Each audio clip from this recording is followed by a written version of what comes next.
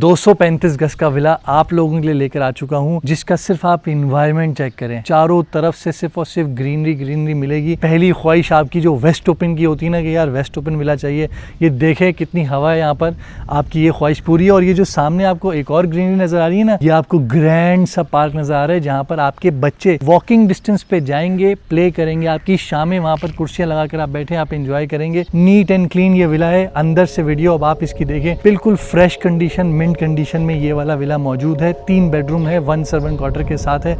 अब आप वीडियो देखें और एंजॉय करें।